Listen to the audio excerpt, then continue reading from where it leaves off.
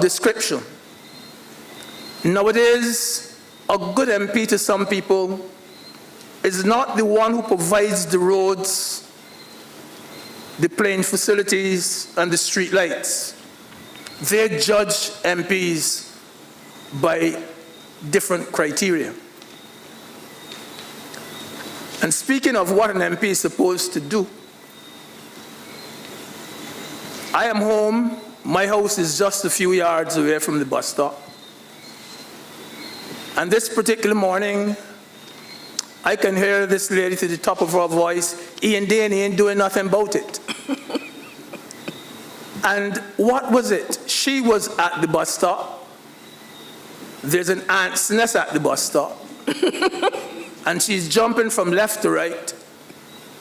And she came to me and said, Mr. Greenwich, the ant's nest out here, everybody getting bite, I ain't doing nothing about it. I didn't say anything, I just tell her, okay, okay, okay. And when she caught the bus and they left, I went to the bus stop, took a can of Baygon that I had in the house, and I sprayed it. Now, do you think that that is one of the jobs that an MP has to do? But they're judging you by it. Whether or not you do it, that is your business, but they are judging you by it.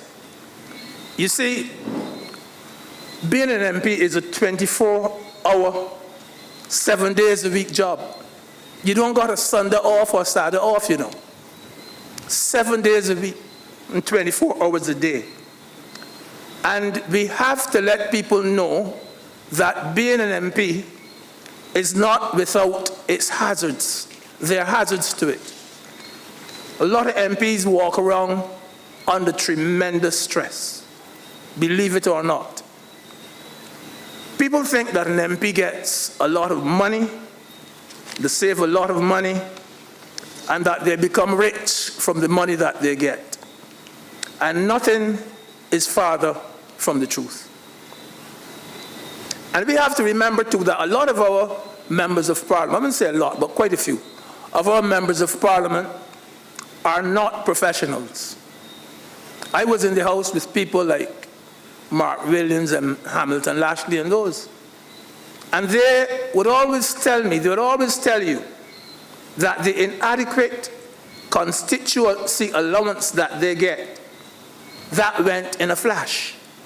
Before you could look around, it's gone.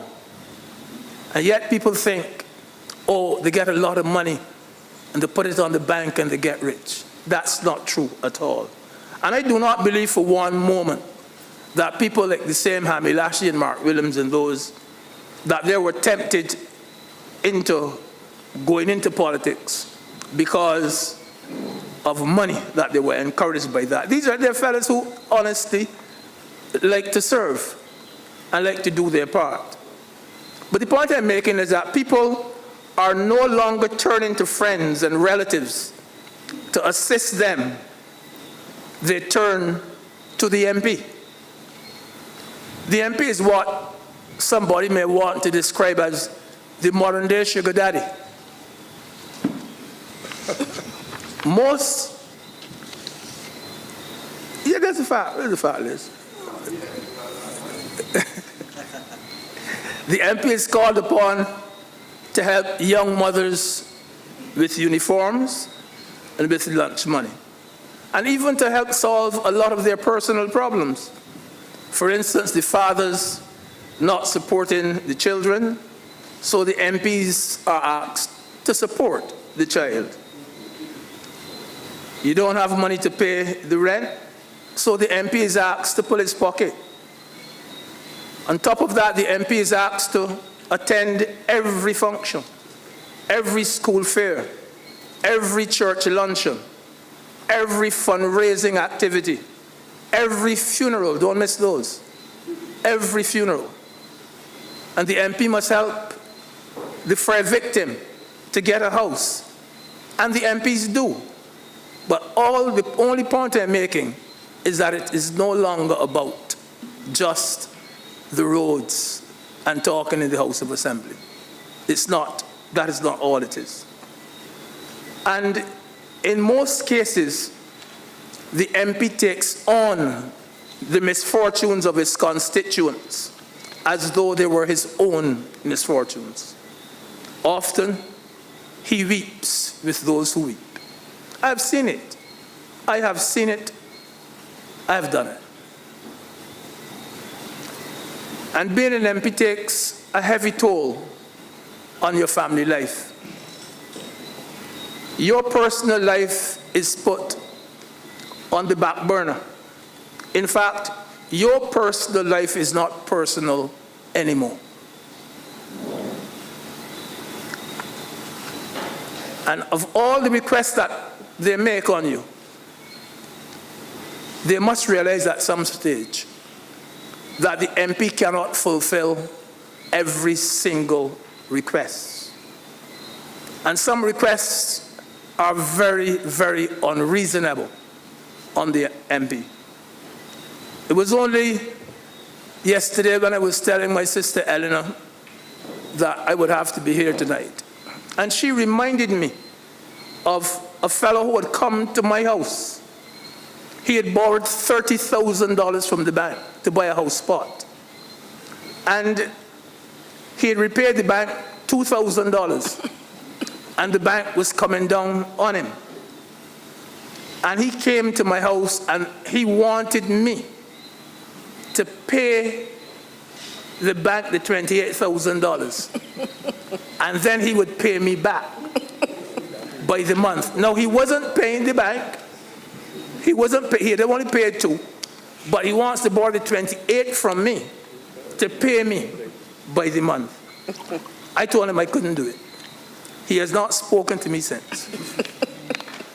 He has not spoken to me since. Some of the requests can be extremely unreasonable.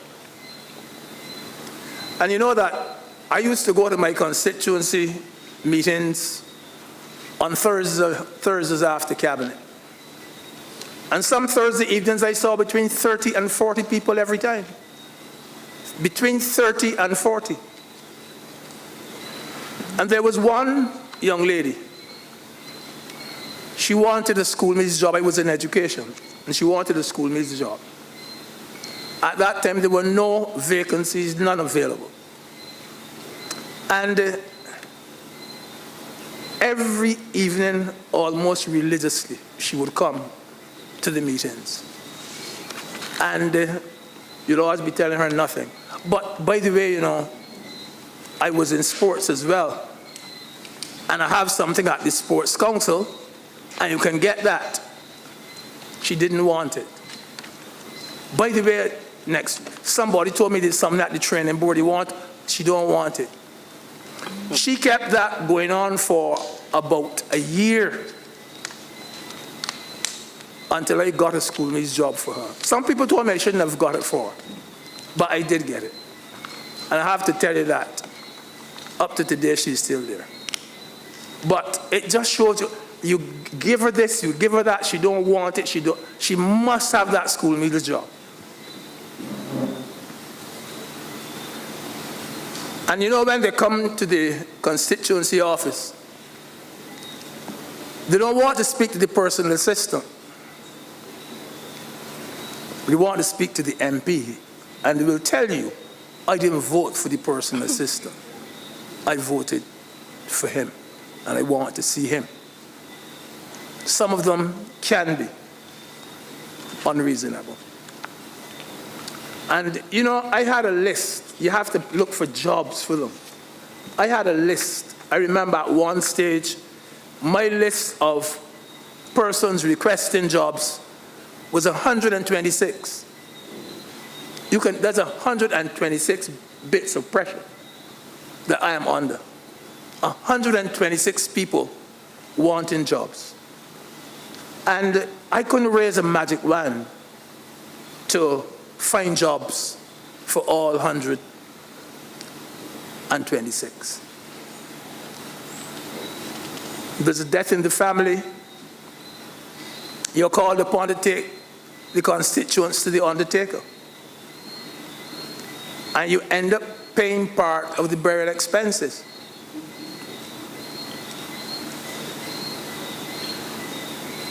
You see, as I said, It is a job without boundaries.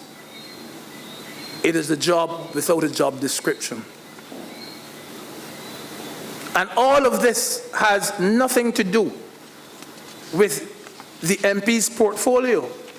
It has absolutely nothing to do with the MP's desk work, you know. And the public doesn't appreciate what the MP has to do besides being an MP. You know, I was trying to get hold of what I could call the Minister of Education. And I called. She was having meetings with parents who wanted transfers for children. A twin, one is going to Combermere, one passed for St. Michael's and that type of thing. Next day, she's at a site visit. Next day, she's having a meeting with Teachers Union. She's meeting with school meals. She has to go to cabinet. You think that I would ever be so mad as to say, you know, I calling her and I can't get hold of her at all, you can't get, no, that would not be my attitude, because I know what that desk work is. But the public doesn't appreciate it. I trying to get, she can't get, and that is the attitude of the public, of sub-members of the public. It's not an easy thing. And the other thing is that the public believes that being an MP is a cushy job. You see, that is how it looks from the outside. It looks to them, it seems to them as though it is a cushy job. And there's a total misconception about the so-called perks which an MP gets. Total misconception about it. I know that not far away from Barbados is a place where an MP can get duty-free cars maybe every 2 years. MPs in Barbados get no duty-free concessions. MPs have no medical insurance as MPs. They get no sickness benefits. MPs in Barbados, with 2 exceptions, are not chauffeur-driven. And at the end of it, an MP is only as good as his last favor. I know of an MP who died in the arms house.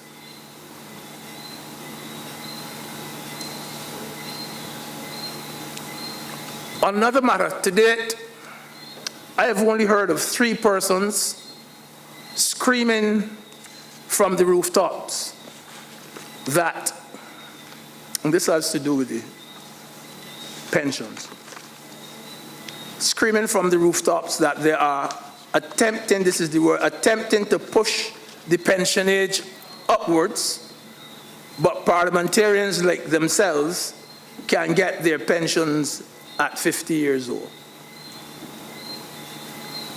I've heard about 3 people.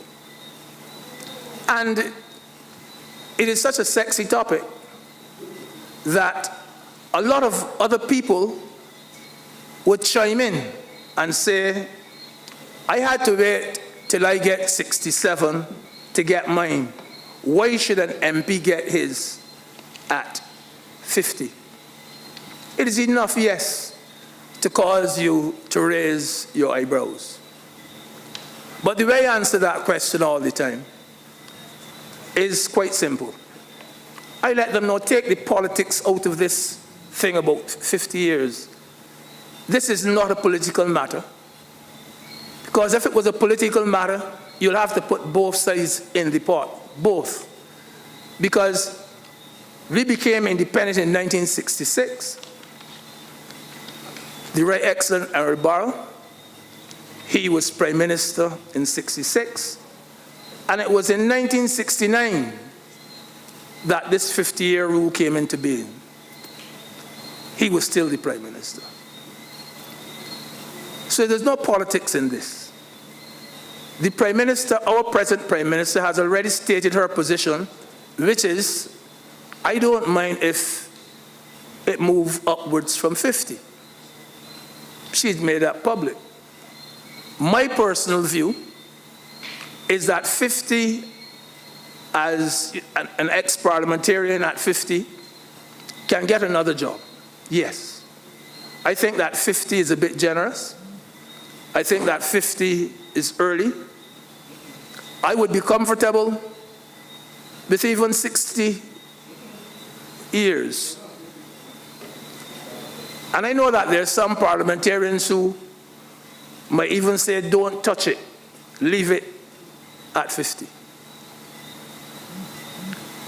Let me say tonight that this is not a big issue. And sometimes I wonder what it is that we're making all this big hoorah about. In any one session of Parliament, how many parliamentarians are under 50 or have just lost their seat at 50? Those who have ever benefited from this rule, this 50-year rule, can be counted on one hand. Believe you me. Those who have benefited from that 50-year rule, we can count on one hand. And that 50-year rule applies to very, very few parliamentarians. Very few of them have ever benefited from that rule. What will happen to that 50-year rule depends on what this particular committee recommends. They may suggest that we push it upwards to 55 or 60 or wherever. If they up it, for me, no problem. If they leave it where it is, for me, still no problem. Not many people benefit from it. So the next time you hear someone say that the MPs get fat from money that the government pays to them, I want you to tell them no. And tell them that you heard the truth from an MP who pulled his own pockets for getting prizes for his own activities. You heard from an MP who used to have a quiz for every single school. All the schools came together, the St. Philip schools.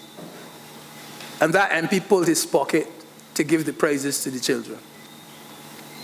That you heard from an MP who had a ladies' walk, and the first 30 persons in that ladies' walk always got prizes out of his own pocket.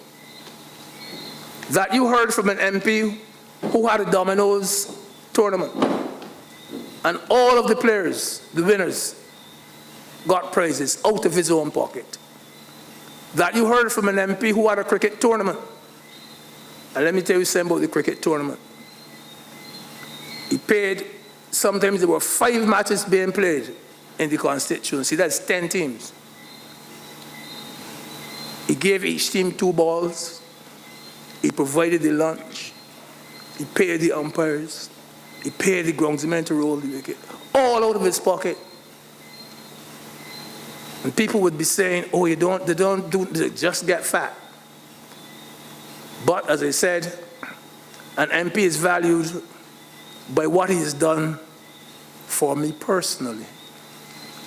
I'm sad to say once again that an MP is only as good as his last favor. It's a job that can be very thankless. MPs get no sympathy for the sacrifice they make. And I would love to see a change in the public's expectation of an MP. A reality check on how much an MP should be asked to do. I do not know how much change will come about in the next 5 or 10 years. I doubt there will be much change but I would ask the public to spare a thought for the MP. Before I close, I just want to say that I have been wrestling with a little point for some while, and I think this might be the best forum to bring it up in. It has to do with the role of the Speaker. I believe that the Speaker in our system, don't care if it's Arthur Holder or who, I feel that that Speaker is at a disadvantage. That Speaker has no opportunity to agitate on his constituents' behalf, to show its worth on the floor of Parliament. But remember that he has somebody who is running against him. I recall the election when I thought there was going to be a tie. And it was 15-14 as the count went on in the night. Anthony Wood was the last seat to come in. And instead of it coming home 15-15, it went home 16-14. And I was wondering whether or not, then if you had the tie there, it would have been 15-15. And I believe what would have happened was that the party which would have got the most votes overall would still retain the government. Now you have 15-15. You're asking one of those to be the Speaker. Now look at what has happened. You got 15-14 now on the floor, but in whose favor?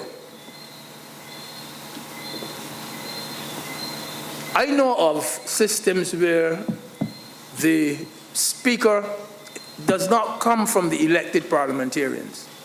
The Speaker comes when the two, or three, or how many parties there are, have decided this independent person that we all have confidence in should be the Speaker.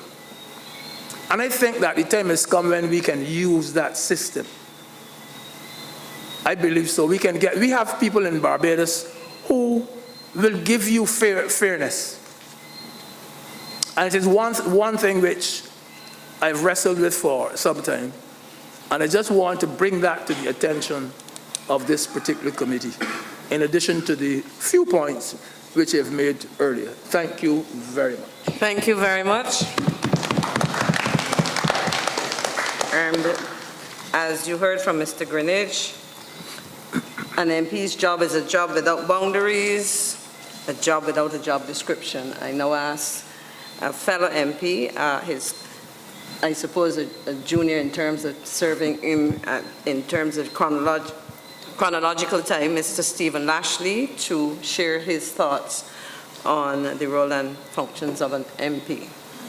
Thank you very much, Madam Chair. First of all, I want to welcome all of you who are here tonight. I think that this is very important that you are here to be a part of this important exercise, and I'm very happy and certainly to have been one of the invitees, and I want to thank the Commission for asking me to join my colleague, Kathy Greenidge, as I say, in the dock, speaking to what I consider to be a very important national issue.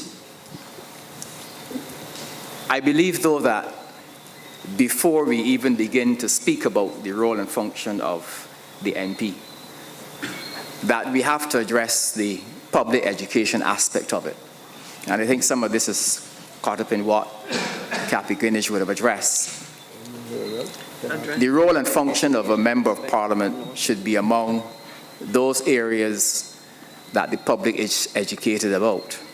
And I believe that if the public is educated about the role and function of the members of Parliament and of Parliament, then we will have a greater awareness and perhaps a better expectation from the public about what the MP should be doing.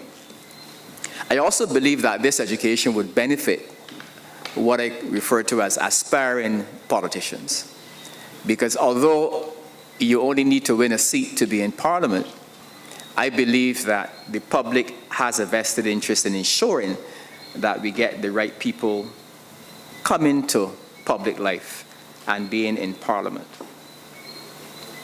So, prospective parliamentarians, in my view, need to be targeted in this public education exercise. And I believe that that job should start right now with the work of this commission. I think that within our communities and our schools, we need to start to demystify the role and function of the parliamentarian. And hopefully some of those aspiring parliamentarians will come to understand at a very early stage what is involved. I do agree with most of what Kathy Greenidge would have said, particularly as it relates to the multidimensional role of an MP.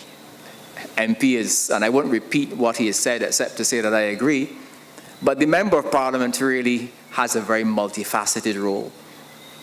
And his role does not only begin and end in what he is required to do in Parliament. I think, first of all, the role of the MP is essentially to represent his constituents. And that's first and foremost. The Member of Parliament, of course, is elected by his constituents, and therefore, by that synergy, that correlation, his first role is to represent the interests of the constituents. And it doesn't matter what the MP becomes, whether he becomes a minister of government, whether he becomes the speaker, the chairman of committees, he is expected to represent the interests of his constituents.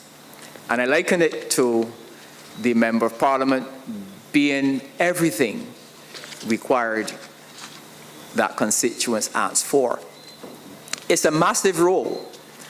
And I was only listening recently to what was happening in Jamaica, where I believe it was a recommendation coming out of one of the commissions established very early in Jamaica to look at parliamentary reform, where as a result of the confusion, I believe, relating to the role and function of the Member of Parliament, that they have determined that there should be job descriptions for members of Parliament. And I totally embrace that.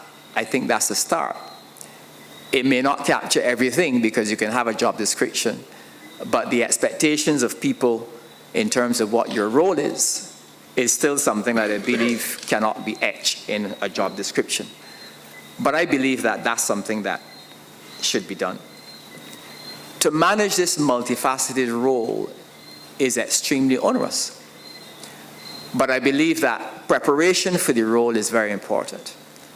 And those members of Parliament who are prepared for the massive job of representing their constituents in and out of Parliament are perhaps better performers, can better appreciate what they're asked to do.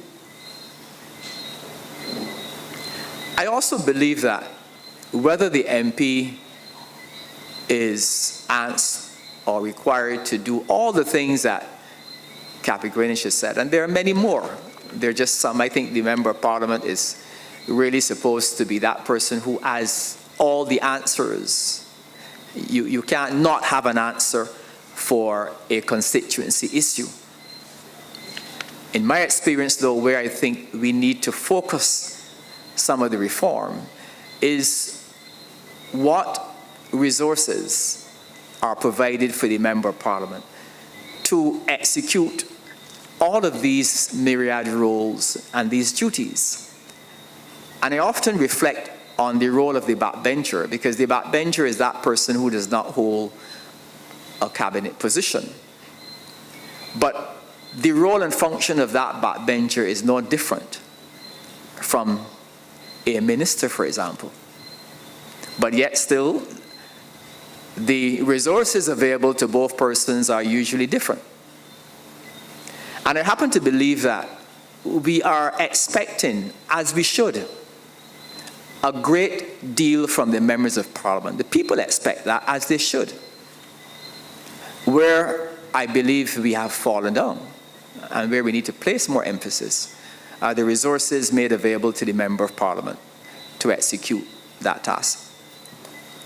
And I say this within the context that we cannot be continuing at that point where we only have reliance on giveaways and fundraising and even requests to persons who often give of their dollars to help members of Parliament in their constituencies. That has been part and parcel of how members of Parliament survive.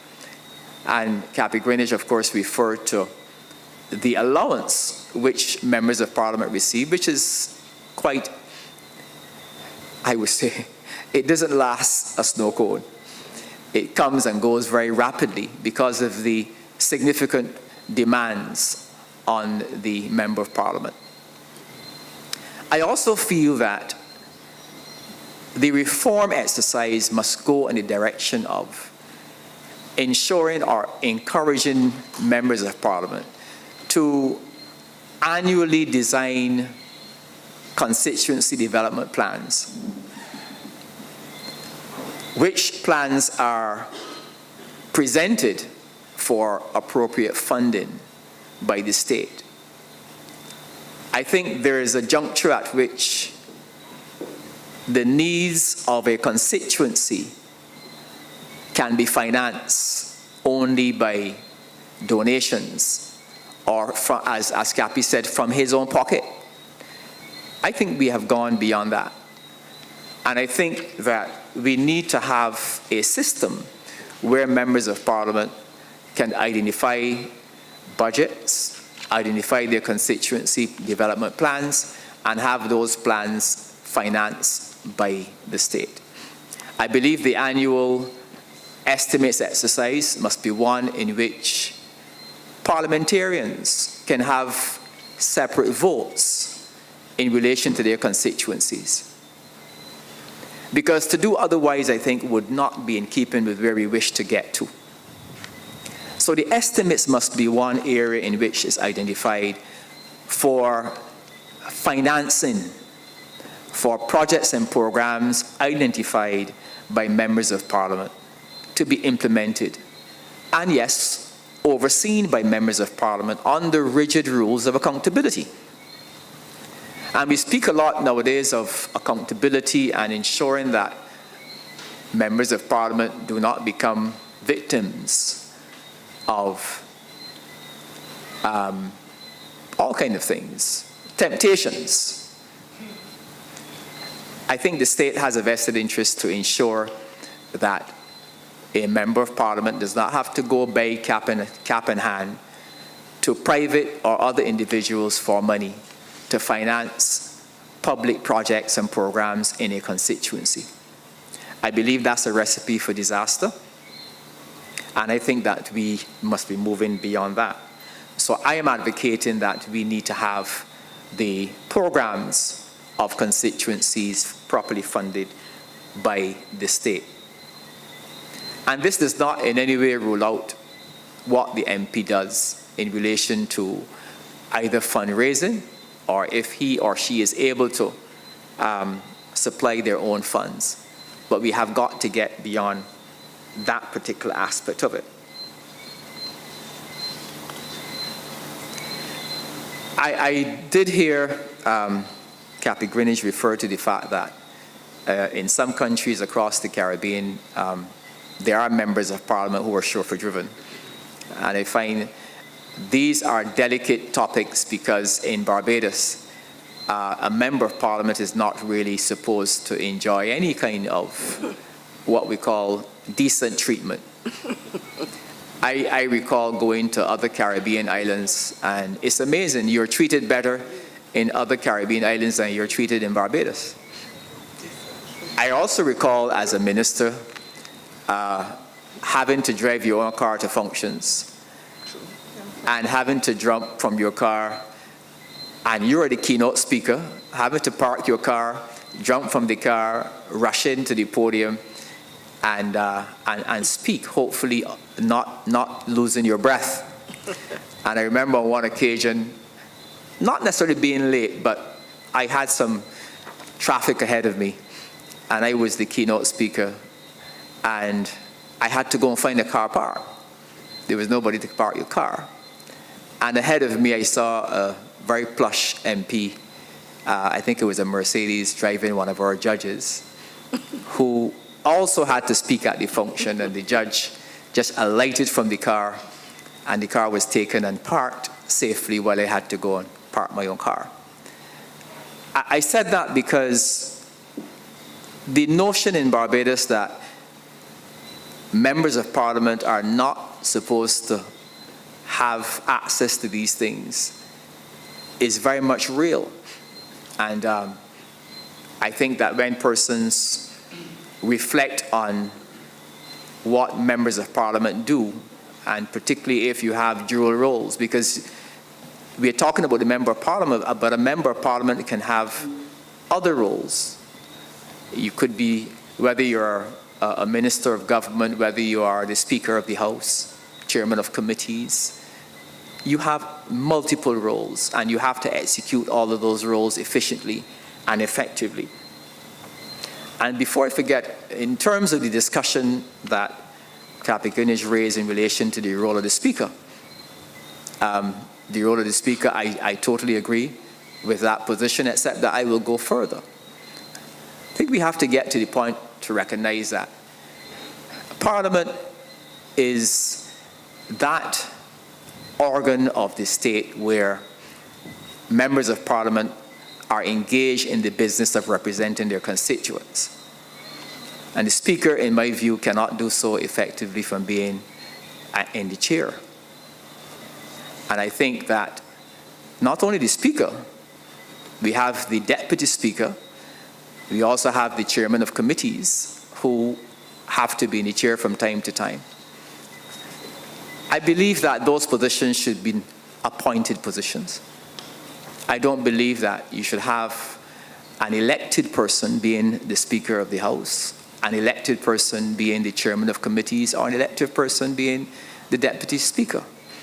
I think as we seek to enlarge the role of Parliament, this is an opportunity to engage with civil society and have those persons selected under, of course, appropriate rules and how it is dealt with from the wider public.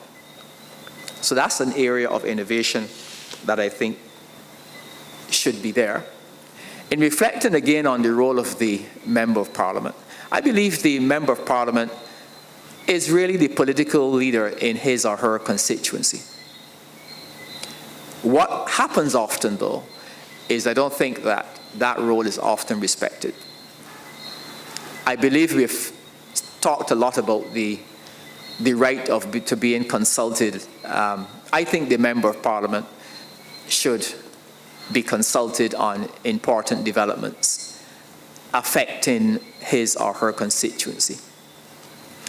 And I believe that that right to be consulted should not just be a token right. I think that that right should even be legislated. The role of the MP need to be respected in a much more, I would say, streamlined way. And oftentimes, even while you may be in a particular administration, I'm sure that members of Parliament often would see things happen that impact on their constituency, and they have not been consulted. They don't know. And I think that that is one of the areas that we need to strengthen and implement a system to address it. This commission, of course, is also addressing the question of parliamentary entitlements, whether they be parliamentary increases in salaries, and of course the big buzzword is about pension. And my view on this is, because the danger of, certainly in the past, of how parliamentary salary increases have been addressed, pension, these matters, they're all very sensitive matters, but I think they're even made more sensitive by the persons who are dealing with them. They're made more sensitive by the parliamentarians themselves. And I think the time has come when these issues ought to be totally withdrawn from being decided by a government. They should not be decided by government. Government obviously is required to provide financing in the event that there is a salary increase for members of parliament, in the event that there is need to address issues of pension. These matters should be depoliticized, and they should be vested in an independent body, an independent commission. If there is need for pension reform should not be tweaked at lightly. Salary increases should not be tweaked at lightly, but they should be the subject of careful study and review by professionals who understand and who are aware of various global changes in parliamentary pension and pension rights and salaries. We run the danger of making these matters political issues, particularly when you have the discussion of a parliamentary increase, and then somebody says, well, I am not taking it, I am going to donate it to charity. And that is meant to put whoever proposed the salary increase under the public guillotine. We have to remove it completely from that and allow these issues to be the subject of deliberate, independent review and analysis. So if there's need to look at the pension issues, then I think an independent body should look at it, who are informed by proper actuaries and professionals. That should remove some of the sentimentality that I hear about the issues such as pension and salary rights. There's also the issue of parliamentary committees, because the role and function of the parliamentarian is also caught up in his or her involvement in parliamentary committees. By and large, the parliamentary committee that is the sexiest is the Public Accounts Committee. And that committee, of course, during the lifespan of every administration, is often very controversial because of the issues that arise, and perhaps who wants to make issues out of issues. I think the parliamentary committee system needs to be reformed. I believe that there must be avenues for more or greater public involvement in parliamentary committees. And I believe that there should not be a parliamentary committee that does not have public hearings, whether those be in relation to public accounts, whether they relate to matters of privilege. All issues of Parliament that engage the parliamentary committees should be made public.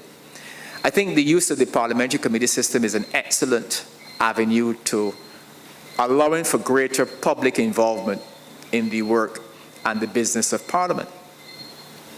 And I think that certainly as we are moving forward in our political agenda in terms of we are now one of the newest republics in the world, we need not confine our gaze when it comes to parliamentary reform only on examples that we read about either online or we wish to adopt from other countries. I think Barbados ought to be bold enough to strike out on its own and engage in systems, devise systems that are relevant to our own experience. Our parliament is the third oldest parliament in the Commonwealth. And we have been hailed historically as being perhaps one of the most mature small democracies in the world. And it says to me that we do not need to confine our gaze only on adopting what other people do. We have to be bold enough to seek to adopt our own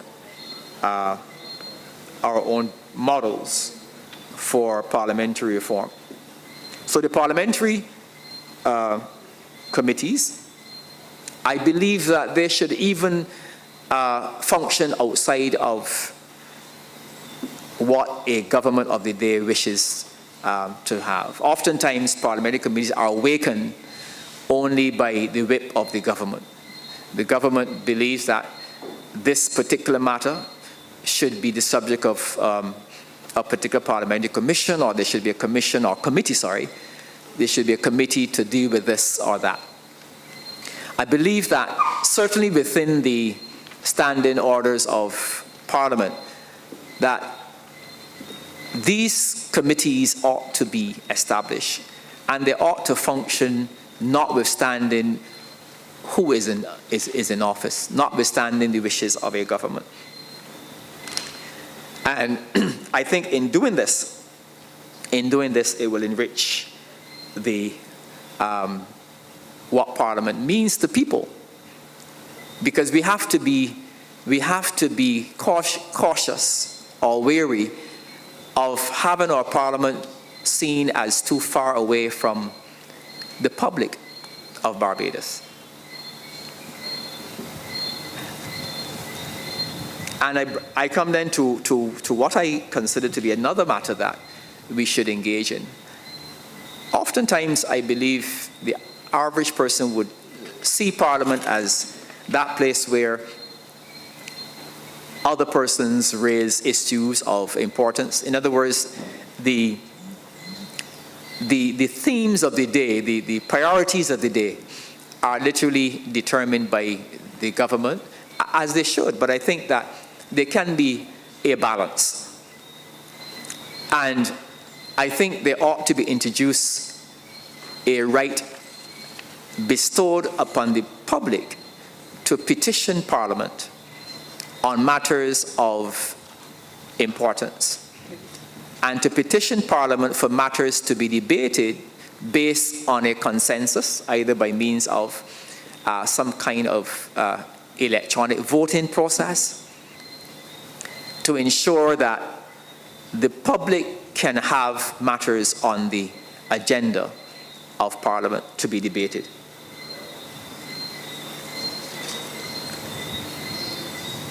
Right, so I got a little note that I need to also come home soon. There are other observations, of course, that I have,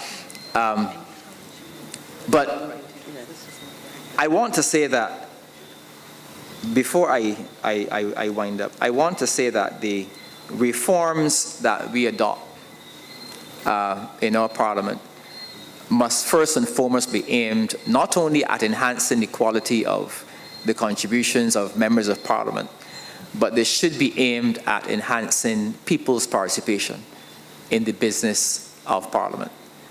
And if we do this, I believe that we will be enriching what Parliament currently does, and also we will be doing certainly a tremendous favor for the work that members of Parliament have to carry out on a daily basis. Thank you very much. Thank you very much. And before I move to our next item, I would want very much to thank both of you and to ask you, Stephen, if I might call you that, to put in writing your very important recommendations, because I believe that in linking issues such as the role and purpose of committees to the role and function of parliamentarians is an important example of the nature of some of the things we have to consider. So we look forward to receiving a written submission with some expansion of those suggestions and recommendations. And I would want now to go to the floor, and I believe that we would have received a request from Dr. Grenville Phillips Jr. to make a presentation. But before I do that, I made a note of a comment from one of the persons following online, who suggested, in response to the illustration used by Mr. Greenidge of trying to reach a minister, that perhaps there needs to be a consideration of the appointment of non-elected persons to cabinet. and let MPs function in terms of representing their constituents. So I would want, I think that it was Mr. Hoyt, to realize that we are following and we are taking note of your comments and suggestions, and we encourage other persons who are following virtually to do so. With that said, I will invite Dr. Phillips to share with us, as he requested some time ago, and he is here with us. Yes. Right. Oh. Yes, thank you. I'm not going to be nearly as long as those. Don't worry. We did give them the guidelines as the time to speak. They stood within the, well, it was probably 21, 22 minutes. I'm not going to be anywhere near that. Okay. Okay. All right, so good evening. Thank you for this opportunity to address you. I wrote it down to make sure that I can keep brief. We have four recommendations to make, really. Our first addresses elected members to the House of Assembly. So Barbados' Parliament consists of a House of Assembly with 30 members and a Senate with 21 members. These 51 persons are responsible for passing bills which become laws to govern us. Members of the House and Senate are supposed to read, debate, and vote on the bills on our behalf. We should be reminded of Lord Acton's famous observation: power tends to corrupt, and absolute power corrupts absolutely. We seem to have either forgotten this or we have deluded ourselves into thinking that we are somehow immune from this absurd behavior in leaders of other nations. Regardless of our reasons, Barbados' current one-party state makes us all vulnerable to harm. But we are fortunate to have parliamentarians who, so far, appear to have been able to restrain themselves from doing us harm. But despite this admirable quality, we should be under no illusion that the absolute power they have exercised since 2018 will eventually corrupt them absolutely, as it has done to so many others throughout history. Despite this foreseen risk, we cannot always protect people from the choices they make. The people elected their representatives. So our first recommendation is that they should be allowed to continue to do so without any special interest quotas being forced on them. The first-past-the-post system appears to be the fairest method to elect members to the House of Assembly every 5 years. Our lone consolation is that their terms in Parliament are not permanent. So our second recommendation now addresses the opposition. What this recent one-party state experience has taught us is that Barbados' Parliament needs a formal opposition. Our second recommendation is that the House of Assembly should always have a minimum number of 5 opposition seats. So if one party wins all 30 seats in the House, then the 5 willing losing candidates with the highest number of votes in their constituencies should be appointed to the House, not as representing a constituency, but solely as members of an opposition. Therefore, the maximum possible number of members of the House of Assembly is 35. Again, another example, if one party wins, say, 28 seats, then the elected opposition would be 2. Therefore, the 3 losing willing candidates with the highest number of votes in their constituencies should be appointed to the House, solely as members of an opposition. In this scenario, the House of Assembly will consist of 33 members, of which 30 were elected as representatives of their constituencies, and 3 were appointed as members of an opposition.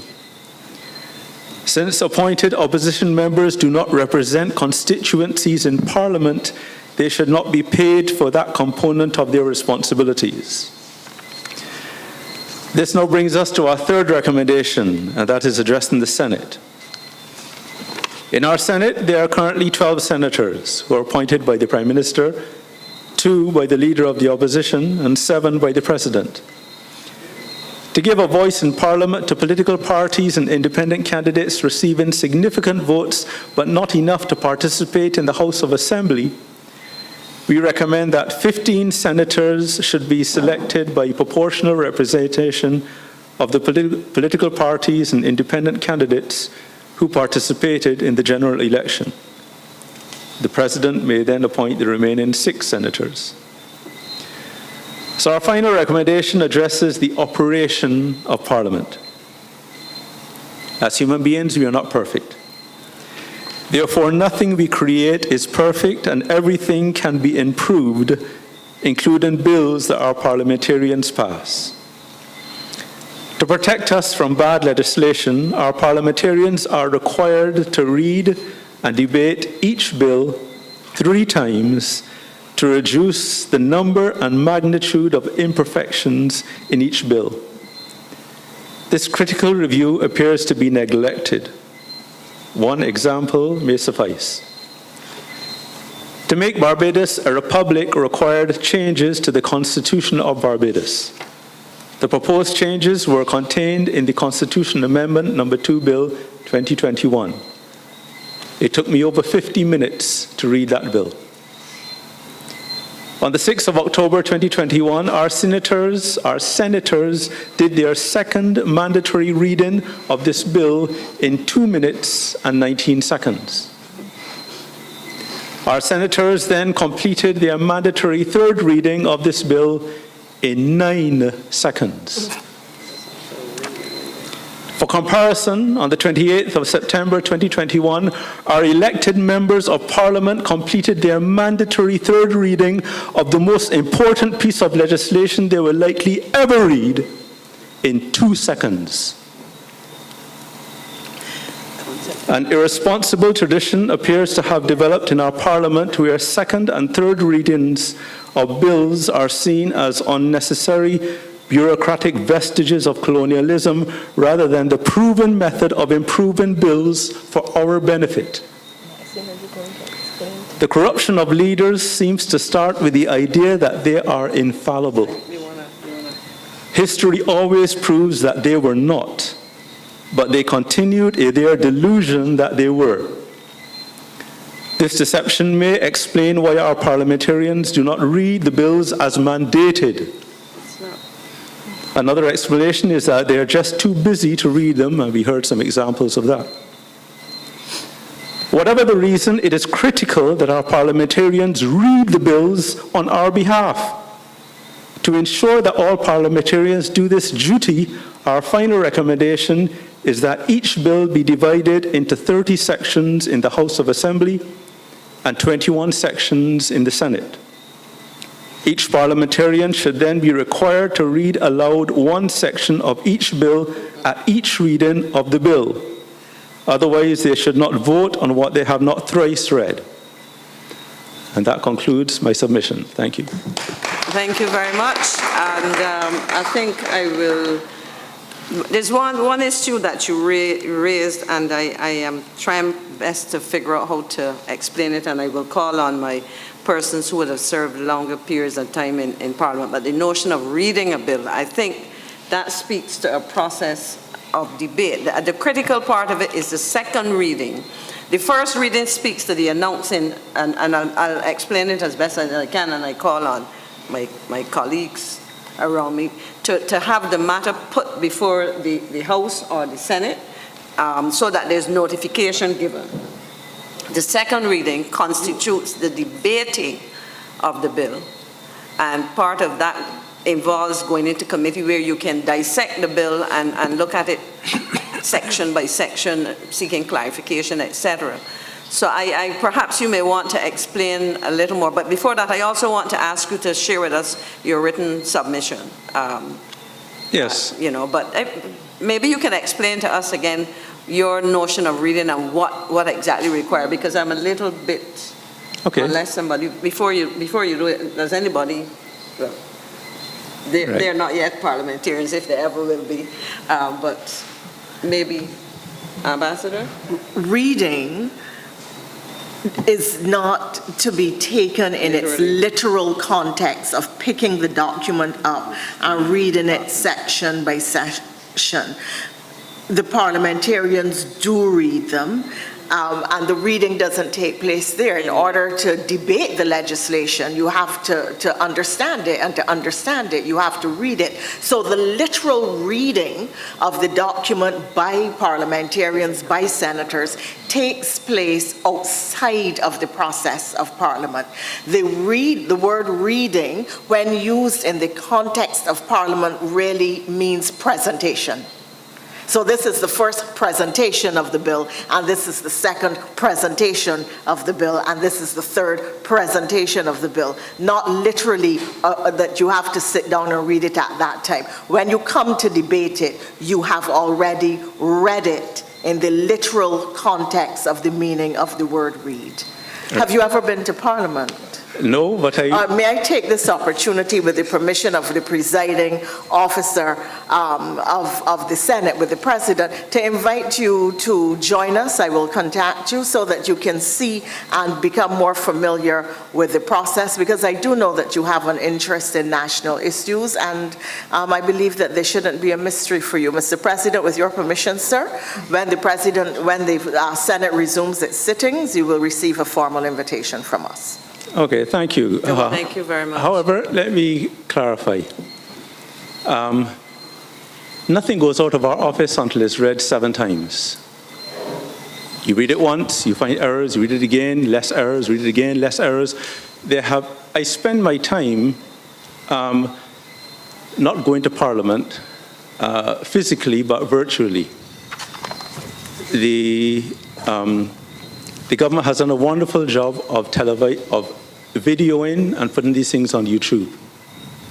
So that's why I can time what I timed, 2 seconds. I listen to the debates, because you won't see me in the nation at any of these parties, where others are.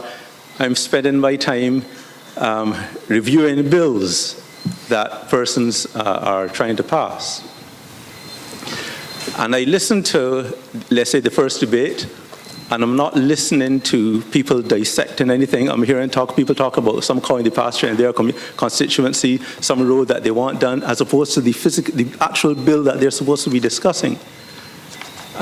We've recently had bills passed, like the Child Protection Bill, criminalizing parents for spanking children with fines of $100,000 and going to jail for 10 years. That's what they're liable for. Crazy stuff. So people are marching. I marched for the first time in my life against something. I marched for things before. This is the first time I marched against something because the bill was so bad. So it seems that people are not really reading these things as they should. And my recommendation is simply read it the first time, actually read it, and then read it actually, let us all hear you reading it the second time. And therefore, they will understand. They won't talk about the cows in their constituencies and potholes and that sort of thing. They can leave that for another time, but deal with the bill. And these are important bills. So, yeah, that's it. I think there's a question that Dr. Chandler has for you, but I just want to revisit this again, because I think it is important that people understand the process, and I will share it from my experience of being in the Senate for 10 years. The first reading of the bill, first of all, before we get to the reading, and I can share with you. Use the word presentation. Yes, I'm going to move away from reading. Before a piece of legislation, and I would use the experience that I would have gone through, and I could have this verified by Mr. Lashley. Before a piece of legislation, a bill as it is called, before it becomes law, goes to Parliament, it has to come to Cabinet for approval. And in those 10 years, we had a subcommittee where before it even went to the Cabinet, it would have been discussed in that committee if we needed persons to come and explain to us, because sometimes you may get a piece of legislation that may be 50, 60 pages long. And you go through it to understand the issues, any technical issues. We would have brought in persons to, let's say it was legislation relating to building standards. I use something to which you can relate. Then we would have technical people come in and assist us, etc. By the time that committee says, okay, this legislation looks okay, we understand what it's all about, it goes back to cabinet for approval. The Attorney General has to sign off on that legislation, saying that he or she agrees that it is fit for purpose. In other words, it is ready to go to Parliament. It goes to the House, and the notion of reading or presentation, the first reading is when it is introduced to the House. The second reading comes, and there is a debate. This is where people discuss the contents, etc. And that usually can take some time. Sometimes you have to adjourn and come back depending on the nature of it. The third reading would come once you have agreed, you've debated the piece of legislation. It has been agreed that it is, people have made their contributions, and you're going to have this legislation come into being in the House of Assembly. And so that it is, you go into committee before you even after that second reading, and then you come back and finalize that. And the 2 seconds or whatever you had is when we have agreed that everything is fine, you've made your contributions, your debates, you understand the issues, and you think that this legislation is now ready for passing. Yes. And all of that is done. You say, I beg to move that it be read a third time. Yes. Not that we're going to sit down and read 50 pages. What we're saying is we will complete the process. And that third reading is part of the completion of the process. It is read a third time and cited as no longer a bill, but an act. And it is passed. So I think it is a little No, I understand. different of an interpretation, but I don't want to belabor the point. I think. Yes, but I think that is still a weakness because of the quality of bills that have been coming out. Okay. You need to actually physically read it. I think that you need to read it before us all. I think you're right. But Okay, go ahead. Also, when Ambassador. the bill goes into committee, when the chamber goes into committee to review, you go through it section by section or part by part, clause by clause, and very often there is debate, disagreement, rejection, calls for amendment. So it is read, and very, very close attention is paid at the committee stage before you come back to your third reading. But it is a question of how you interpret the word reading, but I agree with our chair that we must move on. Okay, thank you. Dr. Chandler, you wanted to raise a matter? Chair, Brother Phillips, you indicated, if I heard you right, that you want to deal with the possibility of there being another parliament where there is no opposition. And you are suggesting that we should have 5 opposition seats, declared opposition seats. How would you, in your rearrangement of your parliament, set up such an arrangement? What is the structure you're looking for? And how do you see that making democracy what we are all hoping for? Yes. Sorry, can I add to that question, please, because it's a part 2. I think you explained it. I was trying to understand how the 5 would work if you didn't have, but I think you did explain. Sorry. Yes. Yeah, thanks, you did. Yes. Yeah, So, got it. yes, if you have all 30 seats one by one, like how it is right now, Yes. you just look for the 5 willing, because they have to be willing, losing candidates with the most votes, and they are then selected, appointed. Yes, I got that. Right. It was when you had other numbers. So that's how it works, and they're simply appointed. They don't represent constituencies. Therefore, they don't get funds for doing anything with the constituency. They don't compete. I don't want to detract from the deputy chair's question. Yes, because they don't compete with those representatives in Parliament. So yes, the structure is simply dragging in 5 more seats at a 30-0, or 4 more seats at a 29-1, or 3 more seats in a 28-2, because in a 28-2, 28 will form the government, 2 will form the opposition. They're also representing their constituencies. Therefore, to reach 5, you need an additional 3. So you appoint 3 persons then. So you always get this 5 number. There shouldn't be less than 5 opposition members to do the work of the opposition. We clearly saw that 2 didn't work. 3 is hard for them, so 5 I think is adequate. And it shouldn't cost much, as I said, because you're not paying them to be representatives.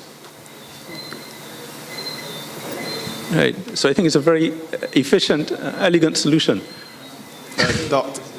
Dr. Phillips, Yes. Thank you very much for your presentation. I won't take up much more of your time because other people have to make presentations. Yes. But I just want to ask you, so first of all, I want to make a slight comment on the whole thing about the readings, just to say that I understand where you're coming from. And in the academic community and in the Commonwealth in general, practitioners, parliamentarians, etc., do speak about at least the separation of the periods of readings to give further consideration to bills. I understand what you're saying. They rush it through in like a minute, all 3 sometimes. I understand. All three readings in 1 minute.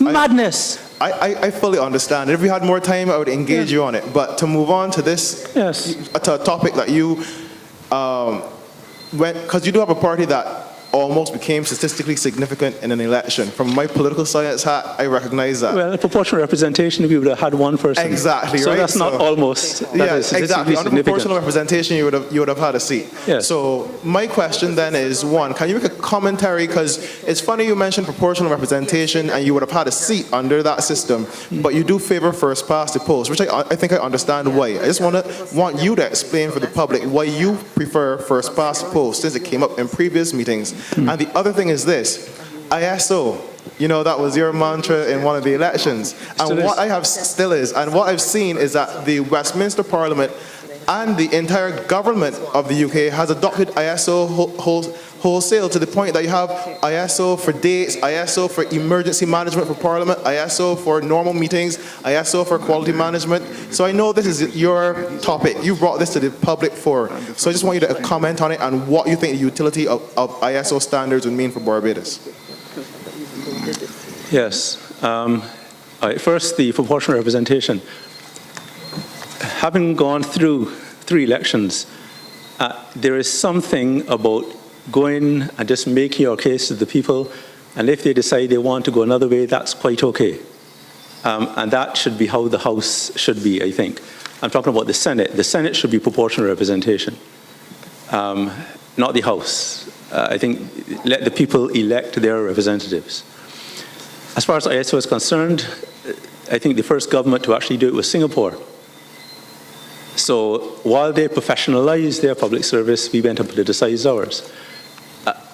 The reason why MPs have to work so hard is because of the quality of management of public services. If they were well managed, you wouldn't have to work so hard.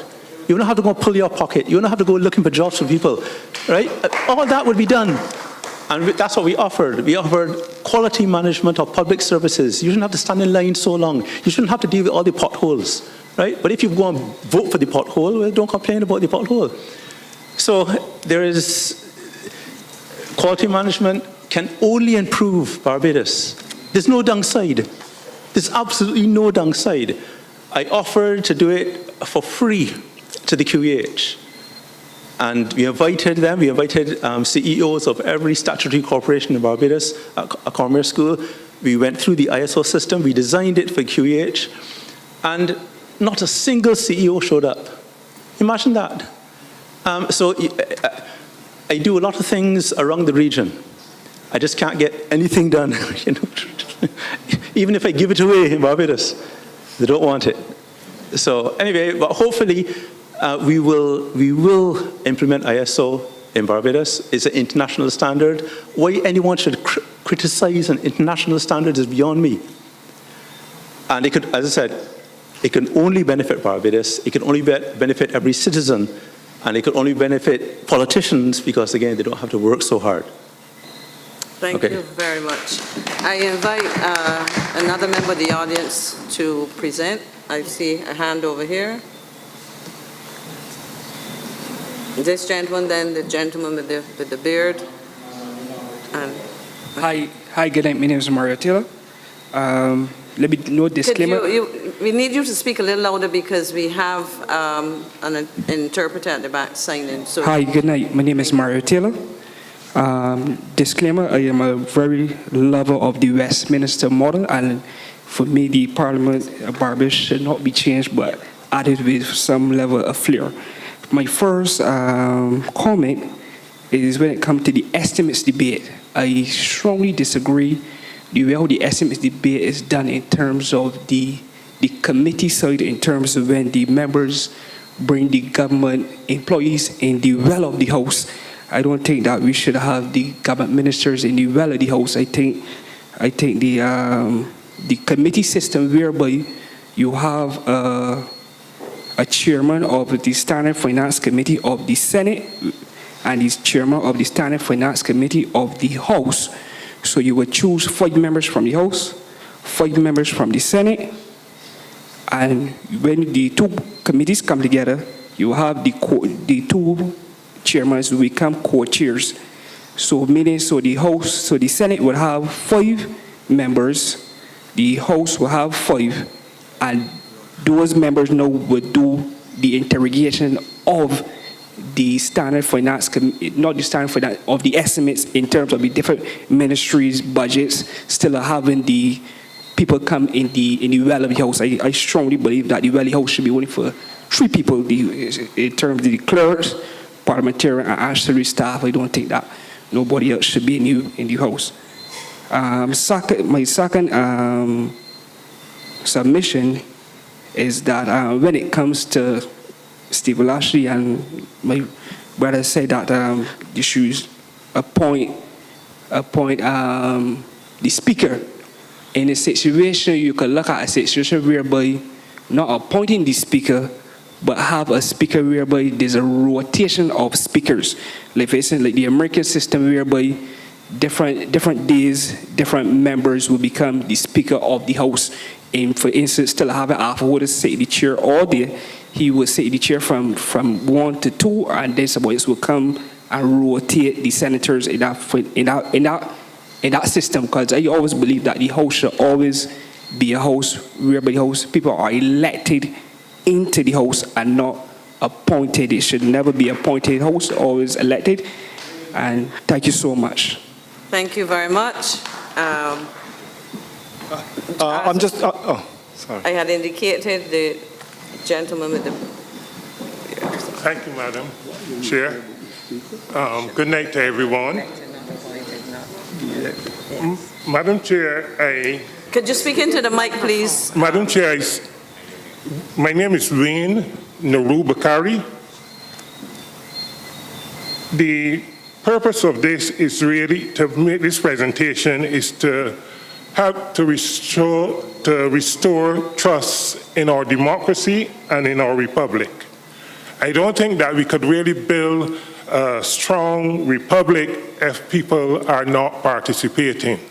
And therefore, to change it, we need to have opportunities for people to participate in areas where there's grounds or areas where mistrust could occur, as well as where people can manipulate the system with false news. There are 5 areas that I want to speak to briefly. The first one would be the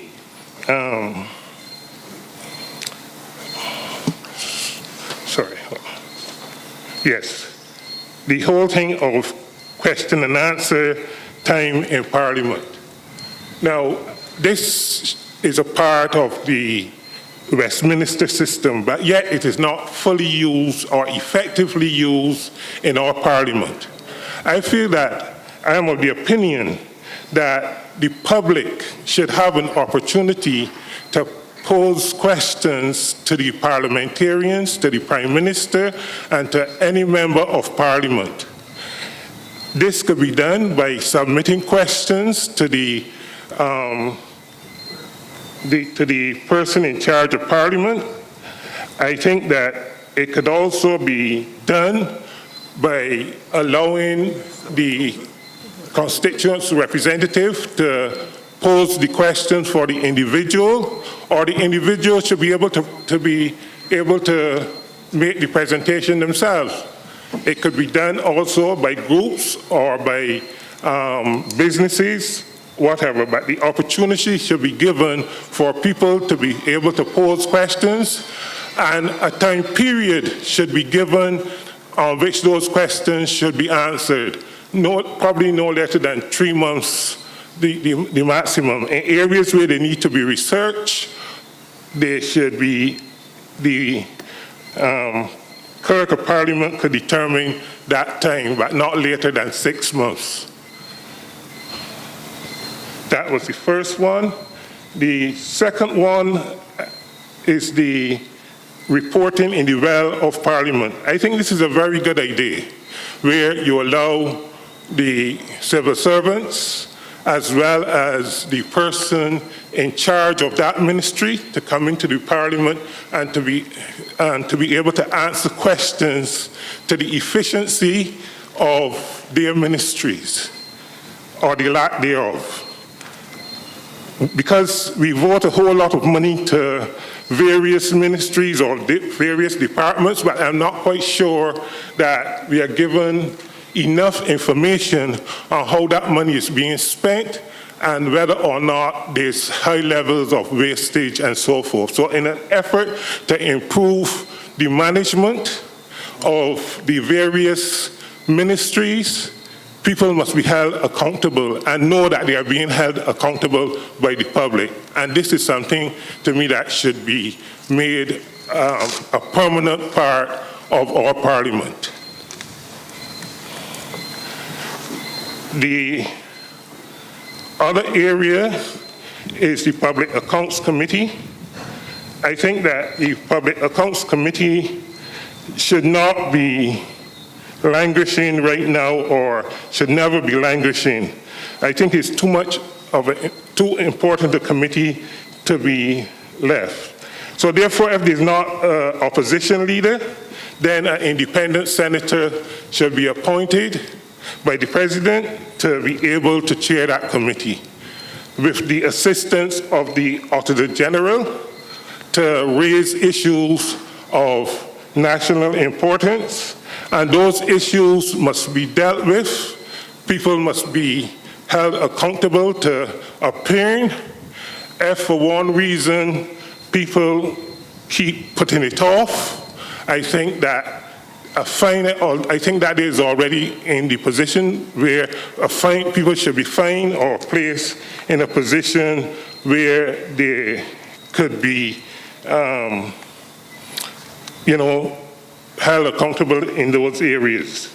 I think that we should be able to use the technology that if people cannot attend physically, they could attend virtually, and therefore there should not be a delay. But if there continue to be a delay, if they don't have a forum as a result of the delay, the issue should still continue to be discussed or dealt with, and it should be televised so that the public would know that the issues are being addressed. The other area that I want to speak to is the treatment of the office of Prime Minister. I think in our democracy, I think it's important that we restore trust and confidence and respect to the office, to the various offices in our country. I think that when there's a lack of trust and respect for those offices, we are weakening our democracy. And a lot of our young people are not encouraged to respect the various offices that are established in our country. So therefore, I'm suggesting that the position of Prime Minister and the office of Prime Minister, when that person vacates that office, I don't think that that person should be allowed to fall on hard times. I don't think that they should be treated in a way that, as Barbadians, we like to get back at people, so let the person, we have this saying, they should know their place and keep them in the dumps. I think that the former Prime Minister should be given a proper allowance, a maintained allowance, so that he does not or she does not fall below a certain living standard. they should have a car at their disposal, and they should be formally invited in the proper time to functions, national functions and national things, so that that office must always be held, and those persons holding that office must be held in high esteem. I think that is important that that person be given some secretarial assistance so that their memoirs could be recorded. I think too often many of our leaders depart that office without leaving their memoirs. And I think it's important in terms of strengthening our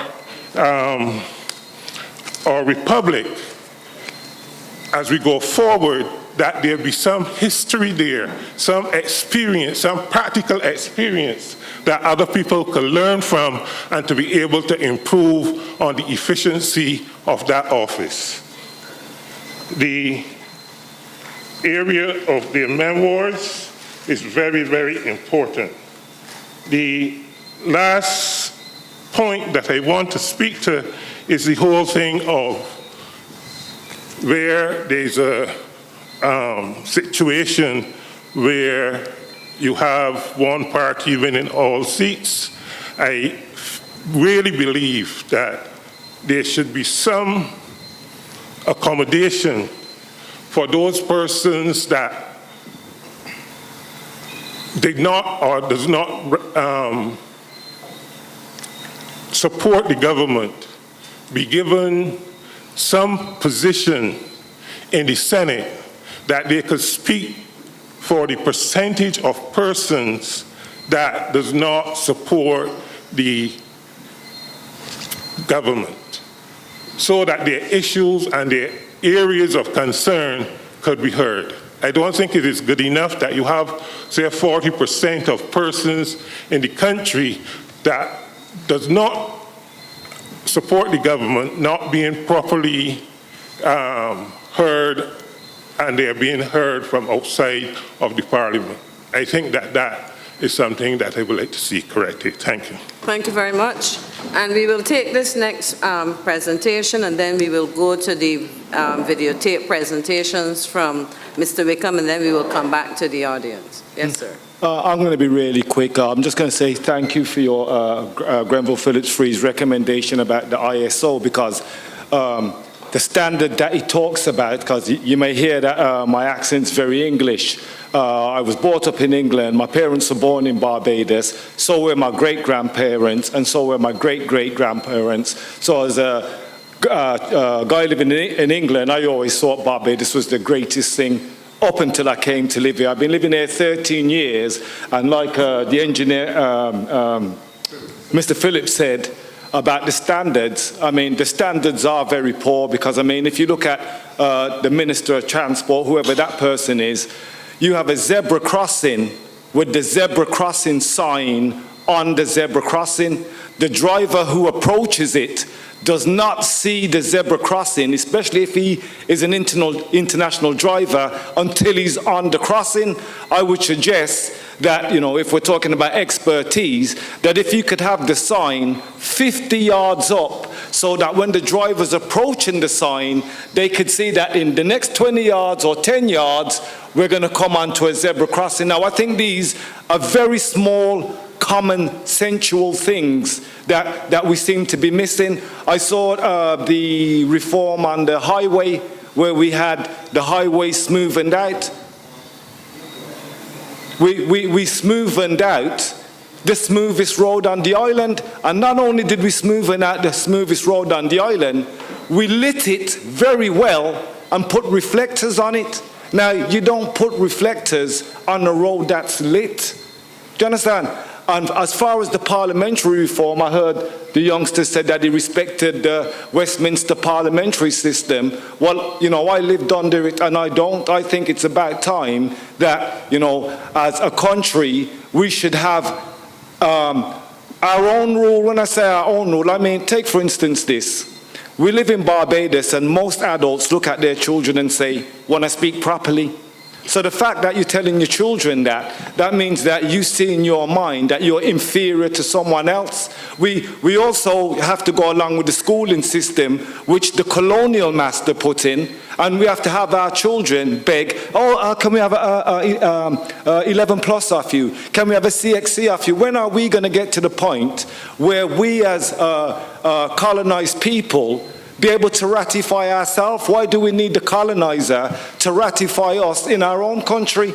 So when it comes to parliamentary reform, the reform that I would like to see is where we govern ourselves without having to look at the World Economic Forum, the World Health Authority, the IMF to govern our country. Because when we talk about independent, the word independent means self-sustaining. So if you're relying on someone for governance, that means we're not independent. So that's all I got to say. Thank you very much. My only response to you is that... One more quick one. Okay. One more quick one. Yeah, because we cannot let the colonizer keep brainwashing us. And let me show you how we're brainwashed. The colonizer is going to tell us hair, and he's going to spell it H-A-I-R, but he's still going to have hair, H-E-A-R, and he's going to have hair, H. Can you see that the colonizer has been trying to confuse us with all of that elocution that I hear you speaking tonight? I was watching the news and I heard one of your ministers say, oh, well, the pedagogical system of Barbados is fantastic. I was born in the UK and never heard that word. So that means most of the people who were watching CBC that night didn't know what that word meant. So I'm saying that if you really want to communicate with the listeners, you've got to say educational instead of pedagogical, because when you think that you're using elocution and you think that you sound clever, you don't sound clever to international people, because when you live in an oppressive society, we don't speak. When we go to school and we come out of our English class, all the children of color, we speak our normal talk. We speak English Bajan, Katishan Bajan, Montserrat Bajan, English, Vincentian English, Katishan English, because we're not trying to mimic the colonizer, whereas here, where we don't have to speak English because we all understand Bajan, we're like mimicking the colonizer, and it's very heart-wrenching to see. I mean, we were the first, the Constitution that said that a black person was 3/5 of a human was written here in Barbados.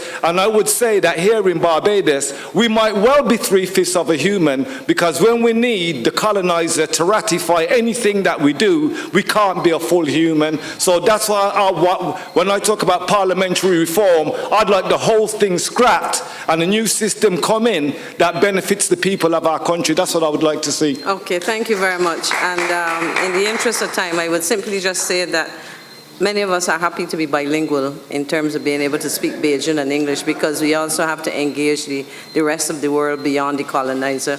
On that note, no, I'm sorry, sir. On that note, we will take the video presentations from Mr. Peter Wickham, and then we will go back to the audience. I'm very conscious of time, I'm sorry. And are they ready? Okay, so we'll have Mr. Wickham's contribution. Yeah, in terms of pensions, this is a very sensitive issue, and one that I also think needs to be guided by certain principles. And the first one here is that parliamentarians have far less security than any other type of employee and ought to be treated accordingly. The security of tenure that the average person has, that would ensure that they would be able to keep their job, and indeed if they lose their job, they get the opportunity to go before the Employment Rights Tribunal, does not apply to parliamentarians. And I think that this is a consideration and a concern that has to be considered. In that environment, politicians are far more volatile, and as a result, they're not comparable to the average employee, and this is the reason why their pensions ought to be different. The second point is that the vast majority of parliamentarians will serve for 2 terms, or will be able to serve for 2 terms by virtue of the fact that they're elected and then they're re-elected. The outliers are persons that serve for 5 or 6, or alternatively, persons that serve for 1. My feeling is that whatever the parliamentary pension consideration is it should reach the vast majority as opposed to the outliers. So the idea of setting the bar higher where persons have to serve for 3 or 4 terms, or alternatively set it lower where a person serves for 1, I think should not be the approach. I think the current approach of setting it where the vast majority, and the statistics reveal that the vast majority of persons who serve in Parliament usually do get re-elected at least once, and on that basis, I think that that's a reasonable starting point. The question of the years, currently it is 2 terms, and I think that once the Prime Minister retains the capacity to call an election at any time of his or her choosing, then the reasonable presumption is that even a short term should carry the same qualification as a long term. If we get to a stage in Barbados where we take that power away from the Prime Minister, then certainly we can say that the pension is based on the service of terms of a length of 5 years or something of that nature.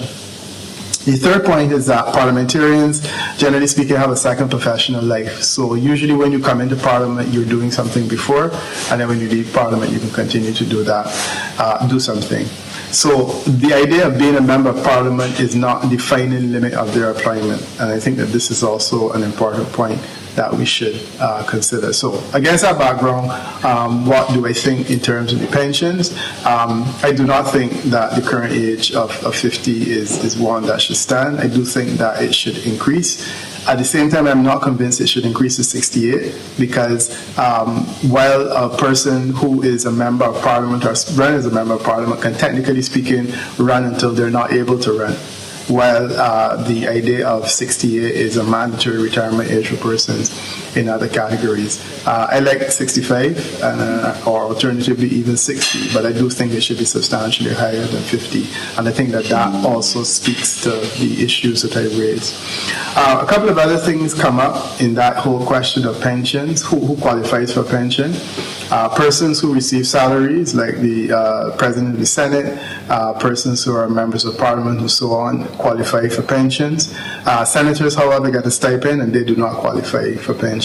And I think that that is an entirely reasonable position because if we classify a stipend, then there's no basis on which you can argue that that person who receives a stipend should be qualifying for a pension, while a person who is receiving a salary, then that person is reasonably qualified for such. And I think the current principle where the Speaker of the House and the President of the Senate, persons like that definitely do qualify, while the actual senators who essentially serve 1 day a week and usually are in another capacity is entirely reasonable.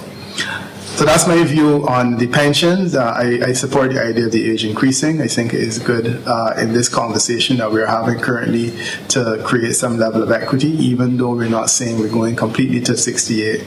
The idea of them moving to a higher level, I think, is only fair and reasonable. The qualifying bar should remain the same, but the age at which that person can access the funds, my sense is that it ought to be later. Thank you.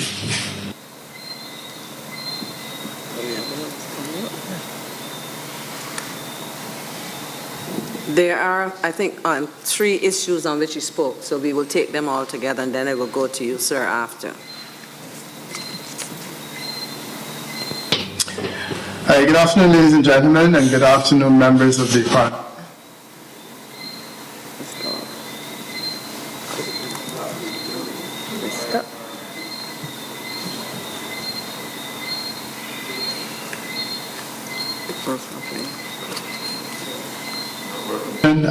Very much the opportunity to share with you some thoughts on this issue of the terms and conditions of service of pensions of parliamentarians using the wonders of technology that are available to us. I won't keep you too long, so I'll get right to the point. I think that there's some underlying principles that we need to take into consideration when we look at the question of remuneration of parliamentarians. The first one is that they're paid to do a job that is very important. There was a time in the history of mankind when persons who represented people in Parliament would have been landowners and other wealthy persons, and as a result they were not necessarily paid for their time because ultimately they were representing their interests. We have moved past that now, and the idea is that persons who are members of parliament represent your interests or the interests of the public, and as a result, they ought to be paid. So I think that we need to agree as a starting point that if people are working for us, they ought to be paid properly to work for us. The second thing is that the task is not a voluntary one in which they should give all of their earnings to constituents. And I think this is also linked to the first point, that if we agree that persons are working and doing a job, the idea is that you should not expect that the person who is a member of parliament should earn a salary and essentially just divide it up among constituents that they're closest to. MPs are like anyone else, and I think as like anyone else, they deserve to earn a decent living, they deserve to be able to pay their mortgage, to be able to send their children to school, because ultimately they have the same kinds of concerns and needs as the rest of us, and ought to be paid appropriately in that regard. I think another principle is that, they say in life, if you pay peanuts, you get monkeys. And ultimately, if we want people to work properly for us, people who are qualified, people who have something to offer, we need to pay them properly. I've done some research on women in politics, and I find that one of the things that distracts or deters professional women, and the reality is that the majority of people coming out of the University of the West Indies annually usually are women. Women number more lawyers and doctors and so on. And many of these persons would be ideal for politics, but prefer to stay in their own lane because they are paid better for what they do than they will be paid as politicians, and that is a sad reality. I think that if we're going to look at attracting the brightest and the best, then we need to be able to pay them appropriately and comparatively.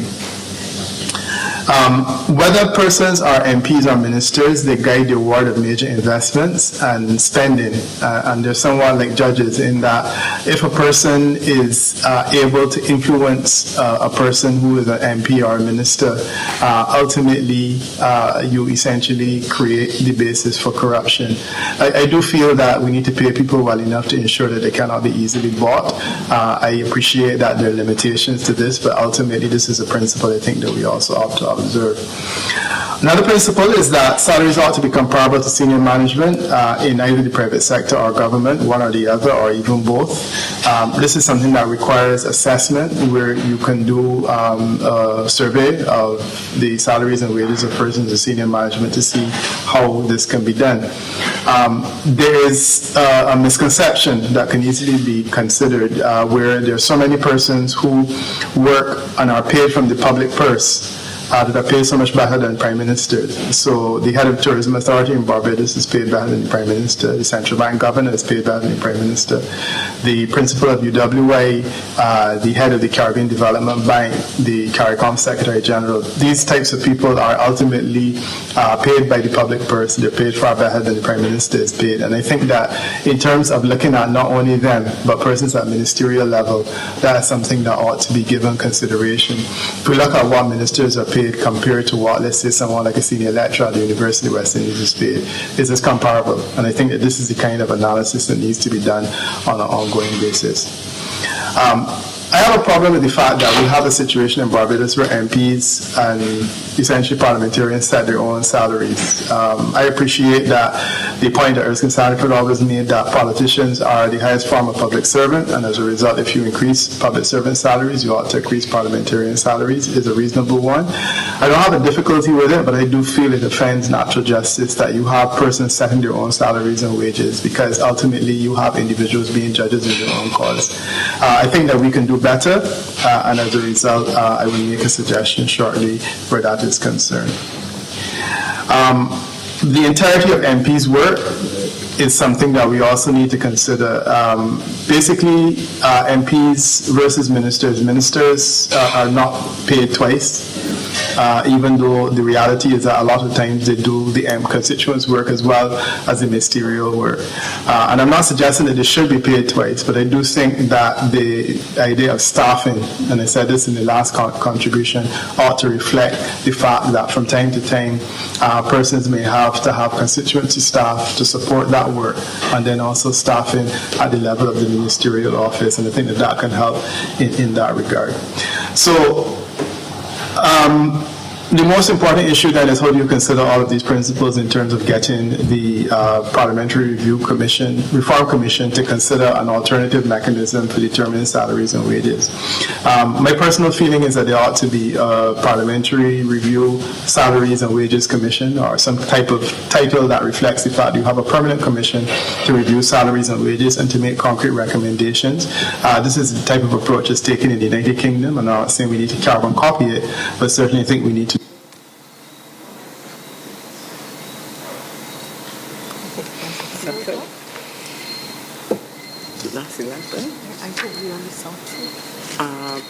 While we figure out if there was a third one, I'll invite this gentleman to the podium. Well, yes. Yeah.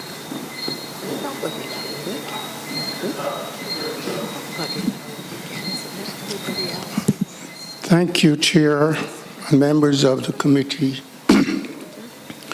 And before I make my short presentation, I want to thank